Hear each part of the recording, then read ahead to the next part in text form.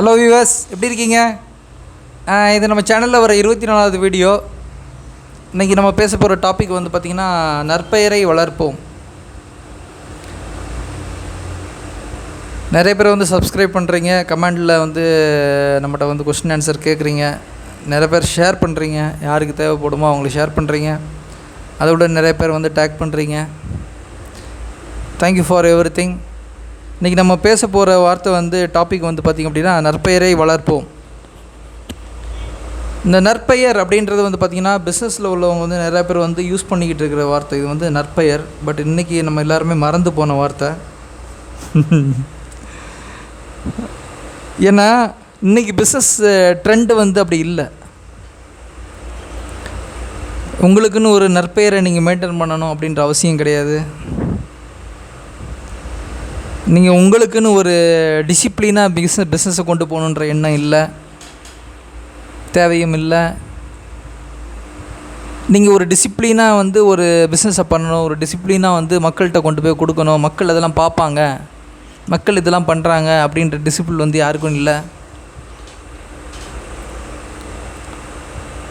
எல்லாத்துக்குமே வந்து ஒரே ஒரு கான்செப்ட் என்ன அப்படின்னா, எல்லாருமே வந்து அதை வந்து பண விஷயமாக மட்டும்தான் பார்க்குறாங்க, பொருட்களையும் சர்வீஸையும். ஸோ பண விஷயமாக பார்க்கும்போது என்ன ஆகுது அப்படின்னா, வியாபாரம் பண்ணுறவங்களும் என்ன பண்ணுறாங்க, மக்கள் வந்து அவங்களுக்கு இந்நேரத்துக்கு ஒரு பொருள் தேவைப்படுது. நல்லா கேளுங்க. இப்போ வந்து உங்களுக்கு ஒரு பொருள் தேவைப்படுது. அந்த பொருள் வந்து எனக்கு வந்து அது அதிகமாக உழைக்க வேண்டாம், பாத்ரூம் டோர் தானே, 2 வருஷம் உழைச்சா போதும், 1 வருஷம் உழைச்சா போதும், யூஸ் அண்ட் த்ரோ. யாரால் இப்போ மெயின்டைன் பண்ண முடியுது? இந்த மாதிரி வார்த்தைகளெல்லாம் சொல்கிறது வந்து பார்த்திங்கன்னா மேனுஃபேக்சரரோ சர்வீஸில் இருக்கிறவரோ பிஸ்னஸ் பண்ணுறவரோ கிடையாது. பொதுமக்களே இப்படி தான் பேசுகிறாங்க. பொதுமக்களே வந்து எந்த நிலைமைக்கு வந்துட்டாங்கன்னா, மக்களே வந்து எந்த நிலைமைக்கு வந்துட்டாங்கன்னா, எனக்கு ஒரு ஷூ வேணும், ஒரு நாளைக்கு மட்டும் வேணும், கிடைக்குமா? எனக்கு ஒரு ட்ரெஸ் வேணும், 1 மாதத்துக்கு மட்டும் போதும், கிடைக்குமா? கிடைக்கும், ரேட்டு கம்மியாக கிடைக்கும். ஏன்னா அதை நீங்கள் ஒரு நாளைக்கு தான் பயன்படுத்த போகிறீங்க, 1 மாதத்துக்கு தான் பயன்படுத்த போகிறீங்க, அதை நீங்களே ஓப்பனாக சொல்கிறீங்க. அப்போது ஒரு தயாரிப்பாளராக, ஒரு சர்வீஸில் இருக்கிறவங்களா, ஒரு பிஸ்னஸ் பண்ணுறவங்களா, நீங்கள் கேட்குற பொருளை தானே எல்லாருமே சப்ளை பண்ண முடியும். அப்போ மாற்றம் எங்கேருந்து வரணும்? மாற்றம் வந்து பார்த்திங்கன்னா மக்கள்கிட்டருந்து தான் வரணும்.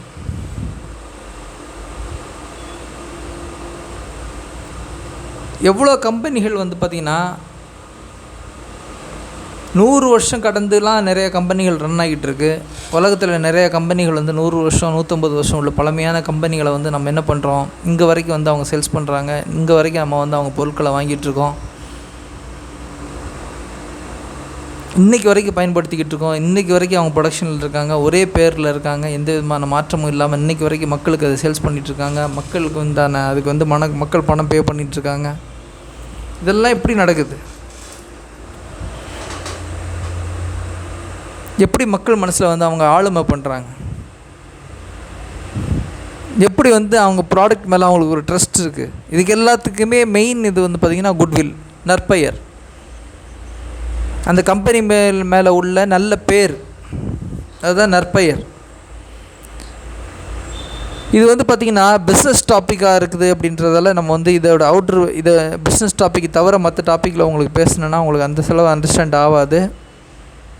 ஆனாலும் நான் பேச போகிறேன். எதனால் அப்படின்னா, நம்மளோட ஸ்டைலே வந்து பார்த்திங்கன்னா வாழ்க்கை வேறு பிஸ்னஸ் வேறு அப்படின்றது கிடையாது. வாழ்க்கையும் பிஸ்னஸும் கலந்தது தான் ரெண்டுமே. ஒருத்தன் வாழ்க்கையில் சிறப்பானவனாக இருக்கிறான், வாழ்க்கையில் நல்லவனாக இருக்கிறான் அப்படின்னா அவன் நல்ல பிஸ்னஸ் பண்ணுவான், நல்ல பொருட்களை தயாரிப்பான், நல்ல ஒரு விஷயத்த பண்ணுவான். அப்போது நற்பெயர் அப்படின்றது வந்து நம்ம ஏன் பிஸ்னஸ்க்கு மட்டும் டிஃபைன் பண்ணணும்? ஏன் ஒரு ஓனருக்கோ, ஏன் ஒரு என்டர்பிரனருக்கோ, அல்லது வந்து ஒரு ஒரு இண்டஸ்ட்ரியலிஸ்ட்டுக்கோ நம்ம ஏன் நற்பெயரை வந்து மீன் பண்ணக்கூடாது? நான் மீன் பண்ணுவேன். ஏன்னா எப்போ ஒரு நல்ல மேனுஃபேக்சரால் மட்டும்தான் நல்ல பொருளை கொடுக்க முடியுதோ, அதே மாதிரி நல்ல மேனுஃபேக்சரால் மட்டும்தான் அந்த கம்பெனியை வந்து நல்ல விதத்தில் அந்த கம்பெனிக்கு கெட்ட பேர் வராமல் அந்த கம்பெனியை கொண்டு போகிறதும் அவரோட ரெஸ்பான்சிபிள் தான்.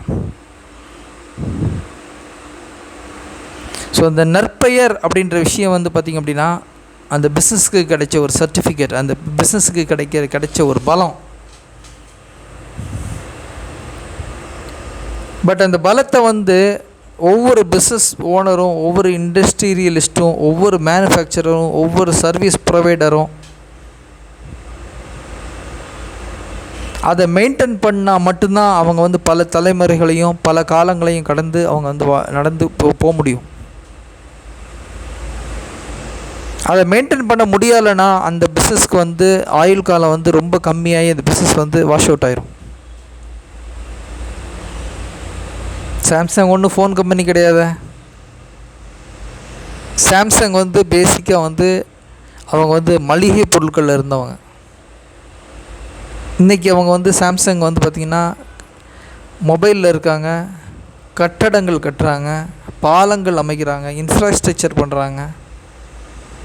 எப்படி அவங்களால முடிஞ்சுது?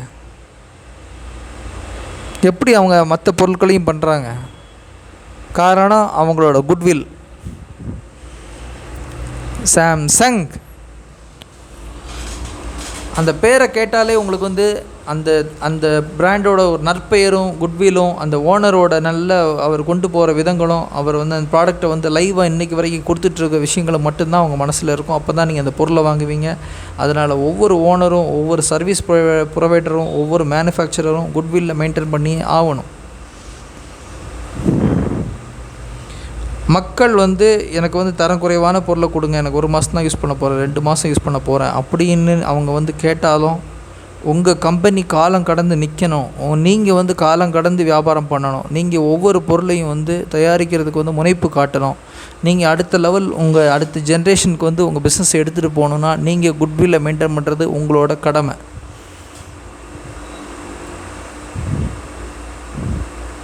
நீங்கள் குட்வில்லை மெயின்டைன் பண்ணுறதுக்கு வந்து மக்கள் பணம் தர்றதுக்கு தயாராக இருக்க மாட்டாங்க.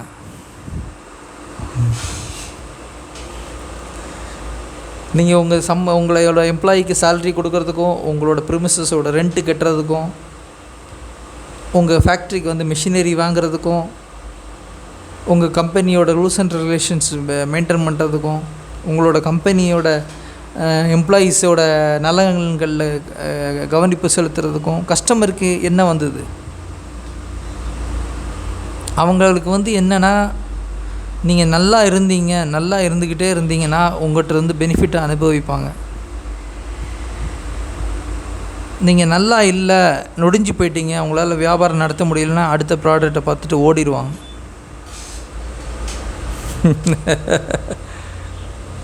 நானும் தான்.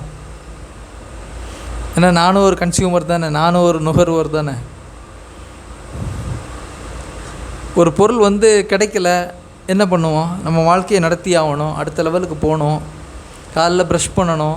ஒரு பிராண்டு கிடைக்கல, அடுத்த பிராண்டுக்கு போயிடுவோம். இது வாழ்க்கையில் வந்து தவிர்க்க முடியாதது, இயல்பானது. அதனால் வந்து எந்த நுகர்வோரையோ எந்த வாடிக்கையாளரையோ நம்ம வந்து எதுவும் ப்ளேம் பண்ண முடியாது. ஆனால் அவங்களோட பங்களிப்பு இதில் இருக்குது. அந்த பங்களிப்பை வந்து அவங்க உணரணும். ஒரு நுகர்வோராக நான் உணரணும்.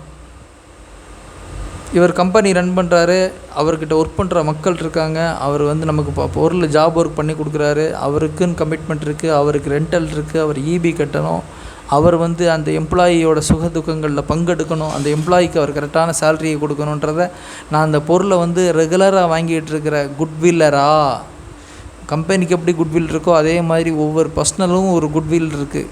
நான் சொன்னேன்ல அவங்கள்ட்ட, பிஸ்னஸ் வேறு பர்சனல் வேறு தனித்தனியாக பிரித்து பேச முடியாது, ரெண்டுமே ஒன்று தான், ஒன்றுக்குள்ளே ஒன்று தான்ன்றது இப்போ நான் சொல்கிறேன். கரெக்டாக புரிஞ்சுக்கோ. அப்போது உங்கள் ப்ராடக்ட்டுக்கு வந்து ஒரு கஸ்டமர் இருக்கார், அவர் வந்து உங்கள் ப்ராடக்ட்டில் ரொம்ப சாட்டிஸ்ஃபைடாக நல்லா அழகாக யூஸ் பண்ணிகிட்ருக்காரு. அவரோட வாழ்க்கையில் வந்து உங்களோட ப்ராடக்டோட பங்களிப்பு வந்து நல்ல சிறப்பாக செயல்படுது. அதனால் அவருக்கு வேல்யூ கிடைக்குது. அவர் நல்ல நிலைமைக்கு போகிறாரு. அவர் நல்ல ஹாப்பியாக இருக்கார், லைஃப்பை லீட் பண்ணுறாரு, நல்லா இருக்கார். அப்படின்னா நான் ஆஸ் அ நுகர்வோராக நான் என்ன பண்ணணும்? அந்த மேனுஃபேக்சரருக்கு, அந்த இண்டஸ்ட்ரியலிஸ்ட்டுக்கு, அந்த பொருளை தயாரிக்கிறவங்களுக்கு நான் நன்றி உணர்வை காமிக்கணும். நன்றி உணர்வை நான் எப்படி காமிக்க முடியும்?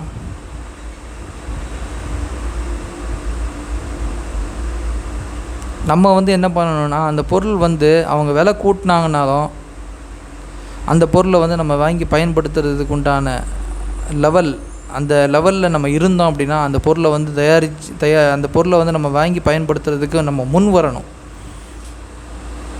ஏன்னா அந்த பொருள் வந்து ஒரு காலத்தில் உங்களோட வாழ்க்கையில் மாற்றத்தை ஏற்படுத்திச்சு, உங்களுக்கு ஒரு வேல்யூவை கொடுத்துச்சு. இன்றைக்கி அந்த பொருளோட விலை கூடியிருக்கு. பட் ஆனால் இந்த பொருளை உங்களுக்கு வாங்குறதுக்கு வாய்ப்புகள் இருந்தது. அந்த பொருளை நீங்கள் மிஸ் பண்ணுறீங்கன்னா நீங்கள் கண்டிப்பாக வாங்குவீங்க. நான் சொன்னாலும் சொல்லாட்டியும் அதை வாங்குவீங்க. வாங்க தான் போகிறீங்க, வாங்க தான் போகிறோம். ஆனால் அதை மட்டுமே இல்லாமல் நம்ம ஒரு சுயநலவாதியாக அவன் என்ன சும்மாவாக சர்வீஸ் பண்ணான், அவன் இவ்வளோ நாள் காசு வாங்கிட்டு தானே பொருள் கொடுத்தான், அவன் காசு வாங்கிட்டு தானே பொருள் தயாரித்தான் அப்படின்ற பேச்சுக்கள் இல்லாமல் அவன் எப்படி அந்த பொருளை வந்து ரெகுலராக அவங்களுக்கு சப்ளை பண்ண போகிறான், எப்படி கொடுக்க போகிறான் அப்படின்ற கான்செப்டை அவன் குட்வில்லை மெயின்டைன் பண்ணுறதுக்கு தான் அவங்க அந்த ரேட்டை ஏற்றுறான். அவன் குட்வில்லை எப்படி மெயின்டைன் பண்ணுவான்? இன்கம் வந்தால் தானே அவன் குட்வில்லை ஏற்ற முடியும். இன்கம் வந்து அது நல்ல லாபம் வந்தால் தான் நம்ம நல்ல இடுபொருட்களை வாங்குவான், நல்ல பொருட்களை திரும்ப திரும்ப திரும்ப உங்களுக்கு கொண்டு வந்து கொடுப்பான். நீங்கள் ஹாப்பி ஆவீங்க, உங்களோட லைஃப் மாறும், உங்களுக்கு வந்து அவங்க மூலியமாக ஒரு வேல்யூ கிடைக்கும். இதெல்லாம் எப்போ நடக்கும்? எப்படி ஒரு குட்வில் வந்து கம்பெனிக்கு எப்படி ஒரு குட்வில் முக்கியமோ அதே மாதிரி ஒவ்வொரு இண்டிவிஜுவலுக்கும் ஒரு குட்வில் முக்கியம்.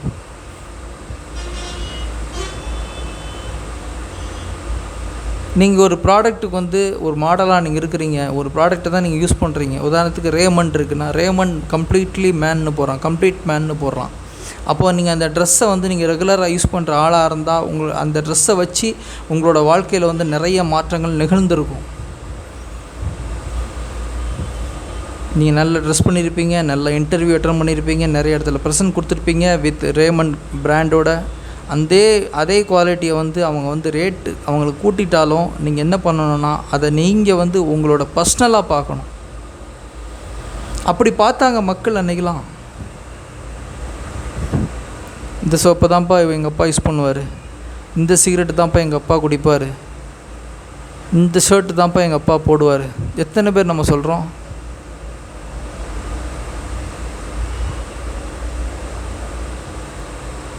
இந்த கடையில் தான்ப்பா பிரியாணி வாங்கி எம்ஜிஆர் சாப்பிட்டார். அவருக்கு ராமாபுர தோட்டத்துக்கு வந்து இந்த பிரியாணி கடையிலேருந்து பிரியாணி ரெகுலராக வந்துரும்பா. அப்போது பிஸ்னஸ் குட்விலும் உங்களோட குட்விலும் வேறு கிடையாது. அந்த பிஸ்னஸ் பண்ணிகிட்ருக்கிறவர் வந்து அவரோட குட்வில் மெயின்டைன் பண்ணுறதுக்கு உங்கள்கிட்ட வந்து ஒரு ப்ரீ பொசிஷன் வைக்கிறார். இந்த மாதிரி நான் பிஸ்னஸ் பண்ணிகிட்ருக்கேன், இந்த பிஸ்னஸில் வந்து உங்களுக்கு நான் சர்வீஸ் இத்தனை வருஷமாக கொடுத்துட்ருக்கேன், இது எல்லாமே உங்களுக்கு தெரியும். இப்போ நான் என்னோடய ப்ரைஸ் கூட்ட போகிறேன், இது வந்து இந்த காரியங்களால் கூட்ட போகிறேன், இந்த மாதிரி விஷயங்கள் இருக்குன்றத ஓரலாவோ ஒரு வந்து ஸ்டேட்மெண்ட்டாவோ ஒரு வீடியோவோ அது வந்து உங்களுக்கு வந்து பார்க்க கிடைக்கிது.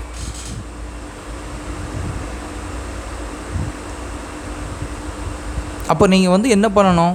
நான் என்ன பண்ணணும்? ஆஸ் அ நுகர்வோராக நான் அந்த பிராண்டை வந்து நான் யூஸ் பண்ணிகிட்டு இருக்கிற ஆளை நான் என்ன பண்ணணும்? அதை அக்ரி பண்ணணும். ஏன்னா அது அவருக்காக பொருள் தயாரிக்கலையே, பாவப்பட்ட மேனுஃபேக்சரர் அவருக்காக அந்த பொருளை தயாரிக்கலையே. அந்த பொருள் அவராக தயாரித்து அவராக யூஸ் பண்ண போகிறாரு. அவர் உங்களுக்காக தயாரிக்கிறார். ஒரு குளிர்பானத்தை அவர் உங்களுக்காக தயாரிக்கிறார். வெயிலில் வந்து அது உங்களுக்கு இதம் தருது. ஒரு சோப்பை ஒரு மேனுஃபேக்சரர் உங்களுக்காக தயாரிக்கிறார். அது உங்களுக்கு வந்து காலையில் ஒரு ஃப்ரெஷ்னஸை கொடுக்குது, உங்களுக்கு நல்ல குளியல் தன்மையை ஏற்படுத்துது.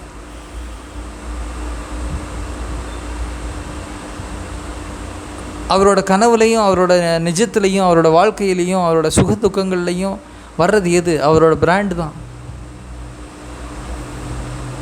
அவரோட பிராண்டை மட்டும்தான் அவர் வளர்த்து வச்சுருக்கார். அவர் வேறு எதையும் வளர்த்து வைக்கல. அவர் வந்து ஒரு பணத்தையோ அல்லது வந்து ஒரு சொத்தையோ வாங்கி போட்டு அவர் பிராண்டை அவரோட இதை வந்து வளர்க்கலை. அவர் பிராண்டை வளர்த்து வச்சுருப்பார். அவர் பொருளை வந்து தரமாக அவங்களுக்கு கொடுத்துக்கிட்டு இருப்பார். கொடுக்குற சர்வீஸில் உண்டான எல்லா விஷயங்களையும் கைப்பற்றி பண்ணிக்கிட்டு இருப்பார். இன்னும் கொடுக்க அவர் தயாராக இருக்கார். ஆனால் அவருக்கு சப்போர்ட் பண்ணணும் நம்ம.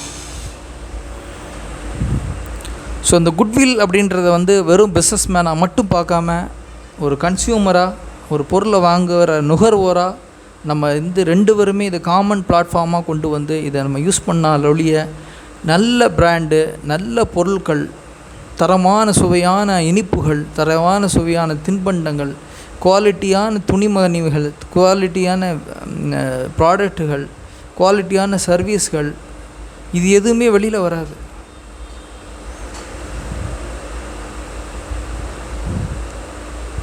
எவ்வளோக்கு வந்து அவங்க ரன்னிங் காஸ்ட்டுக்கு பணம் தேவைப்படுது, அவங்களோட குடும்பத்தை நடத்துறதுக்கு அவங்களுக்குன்னு ஒரு லாபம் தேவைப்படும், அவங்களுக்குன்னு உள்ள விஷயங்கள் எல்லாமே தேவைப்படும் போது மட்டும்தான் அந்த கம்பெனி வந்து நாளடைவில் நாட்கள் செல்ல செல்ல செல்ல இந்த கம்பெனி ரன் ஆகும்.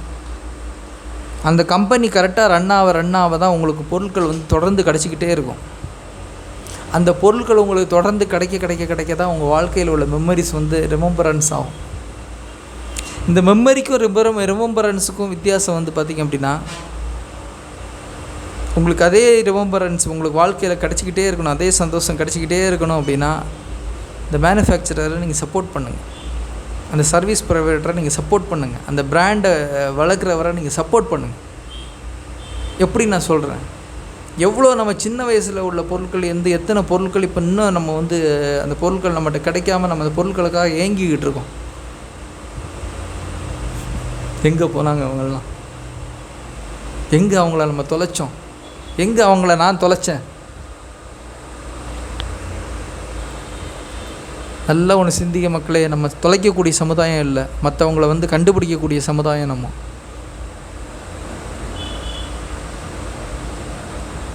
ஒரு பீரியடில் எனக்கு உதவி பண்ண பொருள், ஒரு பீரியடில் அதை நான் கொண்டாடி தீர்த்த பொருள், ஒரு பீரியடில் வந்து எனக்கு வாழ்க்கையில் மெமரிஸை கொடுத்த பொருள், எங்கள் அப்பா அம்மாவோட நான் சின்ன வயசில் இருக்கும்போது பயன்படுத்தின பொருள், அது இன்றைக்கி இல்லை. எனக்கு அதோட ஸ்மெல்லும் அதோட சிந்தனையும் அதோட வேரையும் தேடி நான் போனாலும் அது என்னோடய ஸ்மெல் எனக்கு வந்து மைண்டில் இருக்கிறத தவிர எனக்கு கிடைக்கல அப்படின்றது எவ்வளோ பெரிய ஒரு ஃபீல், எவ்வளோ பெரிய ஒரு இழப்பு. உயிர்களை இழக்கிறது, மனுஷனோட தன்மைகளை இழக்கிறது, காலம் கடந்து வீடுகளை இழக்கிறது, அல்லது ஒரு ஏரியா விட்டு ஒரு ஏரியா வர்றது, நம்ம பழைய வகையான தின்பண்டங்கள் கிடைக்காம போகிறது, பழைய பொருட்கள் வந்து நம்ம பொருட்களுக்காக நம்ம மெனக்கிடுறது, அது கிடைக்காம இன்றைக்கி சமுதாயத்தில் வந்து நம்ம தேடிக்கிட்டு இருக்கிறது, இதெல்லாம் வந்து வாழ்க்கையோட இந்த நம்மளோட சாபக்கேடுகள்.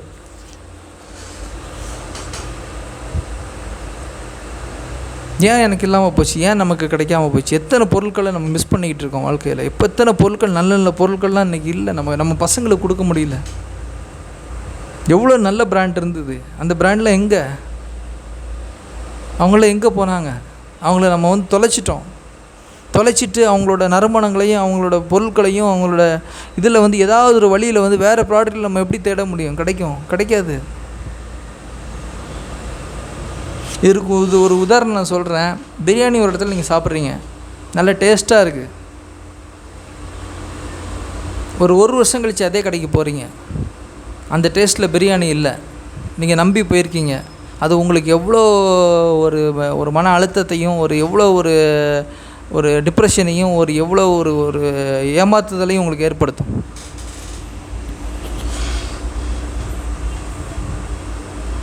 அப்போது உங்களுக்கு ஒரு பொருள் கிடச்சிக்கிட்டே இருக்கணும். ஒரு பொருள் வந்து அது கிடச்சிக்கிட்டே இருக்கிறதால உங்களுக்கு ஒரு ஹாப்பினஸ் கிடைக்கணும். எப்போ ஹாப்பினஸ் கிடைக்கும்? நீங்கள் ஒரு பொருளை கன்சியூம் பண்ணும்போது மட்டும்தான் ஹாப்பினஸ் கிடைக்கும். இந்த ஒரு பொருள் நான் மீன் பண்ணுறது பார்த்திங்கன்னா, உங்களுக்கு பிடிச்ச மனத்தில் பிடிச்சதா பொருளாக இருக்கணும், உங்களுக்கு சிந்தனையில் பிடிச்சதாக இருக்கணும், உங்களுக்கு அது ஒரு பிராண்டாக உங்களை அடுத்த லெவலுக்கு கொண்டு போகக்கூடிய ஒரு பிராண்டாக இருக்கணும். உதாரணத்துக்கு ரேமண்ட் ஷர்ட்டு நீங்கள் போட்டுட்டு நீங்கள் எக்ஸாமில் நீங்கள் இன்டர்வியூவில் ப்ரெசென்ட் பண்ணியிருந்தீங்கன்னா அது உங்களோட வாழ்க்கையில் ஒரு மாற்றத்தை ஏற்படுத்தியிருக்கு. இது மாதிரி ஒவ்வொரு விஷயங்கள்லையும் மாற்றங்களை ஏற்படுத்தின ப்ராடக்ட்டை எல்லாத்தையுமே வந்து நம்ம இழந்துட்டு நம்ம வந்து தெரிஞ்சுக்கிட்டு இருக்கோம். எத்தனை பொருட்களை நம்ம மிஸ் பண்ணிட்டோம், எத்தனை பொருட்கள் இன்றைக்கி இல்லை, கிடைக்கிறதுக்கு அளப்பரிய பொருளாக மாறிடுச்சு. வேறு வேறு சிந்தனைகளில், வேறு வேறு செயல்பாடுகளில் வந்து வேறு இடத்துல இந்த பிரியாணி நல்லா கிடைக்குமா, அங்கே கிடைக்குமா, அன்றைக்கி சாப்பிட்ட மாதிரி இல்லையே, அந்த கடையில் சாப்பிட்ட மாதிரி பிரியாணி இல்லை, அந்த வீட்டில் சாப்பிட்ட மாதிரி பிரியாணி இல்லை, அந்த கடையில் சாப்பிட்ட மாதிரி எனக்கு டேஸ்ட் வரலையே, அந்த மாதிரி பொருள் எப்படி இருக்கும்? நல்லா தெரிஞ்சுக்கோங்க, ஒருத்தன் ஒரு பொருளை கண்டுபிடிக்கிறான்னா அது அவனோட குழந்தை, அது அவனோட மாஸ்டர் பீஸ். அது அவனால் மட்டும்தான் அதை வந்து சக்ஸஸாக அந்த அந்த அந்த ப்ராடக்டை அவன் செஞ்சுக்கிட்டே இருக்க முடியும், சக்ஸஸாக அவங்ககிட்ட கொண்டு வந்து கொடுத்துக்கிட்டே இருக்க முடியும். அது இன்னொருத்தன் கைகளுக்கு போனாலோ அது வந்து அதே பேரில் வேறு யார் நடத்தினாலும் அது உண்மையான ரியல் இது வந்து இம்பேக்ட் வந்து உங்களுக்கு கிடைக்காது. இங்கே வந்து பேர் முக்கியம் கிடையாது, இங்கே நீங்கள் கொடுக்குற பொருள் தான் முக்கியம். இங்கே கொடுக்குற பொருளுக்கு தான் மக்கள் அடிமை. ஸோ நீங்கள் கொடுக்குறீங்க தெரியுமா, அந்த பொருள் தான் நற்பெயர். அவங்க வாங்குகிறாங்க பார்த்தீங்களா, அந்த பேர் தான் 2 பேருக்கும் மியூச்சுவல் பாலமாக இருக்கிறது, நற்பெயராக இருக்கிறது வந்து அந்த ப்ராடக்ட் தான். நீங்கள் எந்த ப்ராடக்டை கொடுக்குறீங்க, எப்படி கொடுக்குறீங்க, எந்த விலையில் கொடுக்குறீங்கன்றது உங்களோட நற்பெயர். ஆஸ் அ மேனுஃபேக்சராக இது உங்களோட நற்பெயர். எந்த பொருட்களை நான் வாங்கி பயன்படுத்துகிறேன், எந்த பொருளை நான் வாங்கி பயன்படுத்தினா என்னோடய வாழ்க்கையில் மாற்றம் ஏற்படும், எந்த பொருளை வாங்கி நான் பயன்படுத்தும் போது என்கிட்ட ஒரு ஃப்ராக்ரன்ஸ் கிடைக்கும், எந்த பொருளை நான் வாங்கி பயன்படுத்தும் போது என் பையனுக்கு அது நாளைக்கு ரிமெம்பரன்ஸ் ஆகும், இதெல்லாம் என்னோட நற்பெயர்.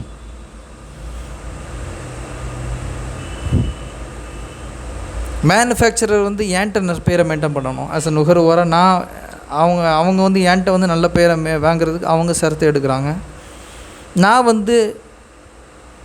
நானும் இன்னொரு இடத்துல போய்ட்டு என்னையை பற்றி தெரிஞ்சுக்கிற, என்னையை பற்றி நான் போய் இன்ட்ராக்ட் பண்ணுற இன்டர்வியூ ஆகட்டும், நான் போய் படிக்கிற ஸ்கூல் ஆகட்டும், நான் போய் படிக்கிற காலேஜ் ஆகட்டும், நான் போய் ப்ராக்டிஸ் பண்ணுற ஒரு ஹாஸ்பிட்டல் ஆகட்டும், இதில் எல்லாத்தையும் நான் ரெப்ரசன்ட், நான் குட்வில், நான் வந்து அவங்ககிட்ட எப்படி நான் குட்வில்லை மெயின்டைன் பண்ண முடியும்?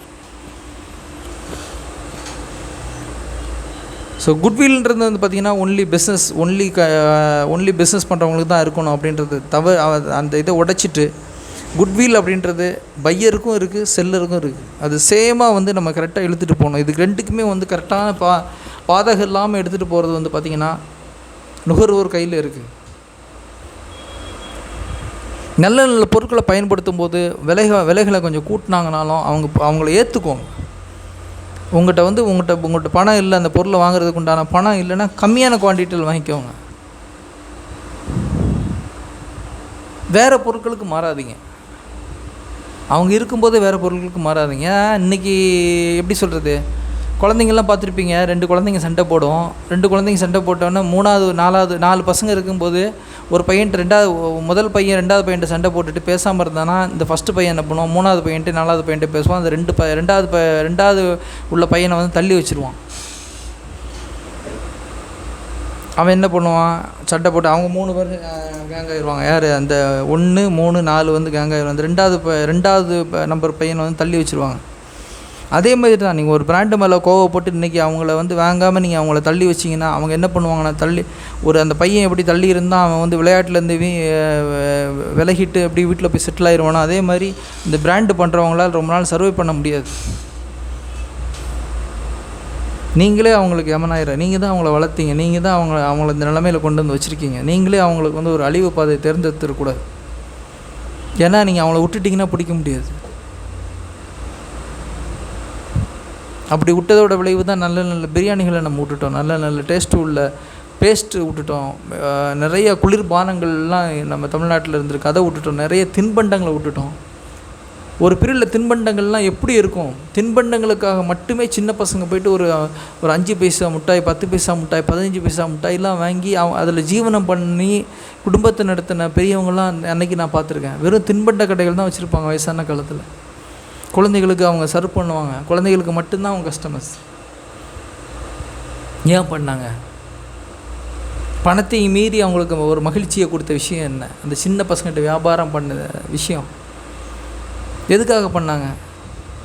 சின்ன பசங்கள்கிட்ட வியாபாரம் பண்ணாங்க, எதுக்கு பண்ணாங்க? ஏன் அவங்க வேறு வியாபாரத்தை சூஸ் பண்ணலை? அதில் உள்ள ஹாப்பினஸ், அந்த பசங்க முகத்தில் ஒரு சந்தோஷம், அந்த பசங்க வந்து உங்கள் பொருளை போய் கன்சியூம் பண்ணி உங்கள்கிட்ட தாத்தா கடைன்னு கூப்பிடும்போது உங்களுக்கு உண்டான சந்தோஷம், உங்கள் பேரனுக்கு கொடுத்த சந்தோஷம், அவனுக்கு வந்து உங்கள் தாத்தாட்ட வாங்கின ஒரு தாத்தாவாக இருந்து நீங்கள் கொடுத்த சந்தோஷம்.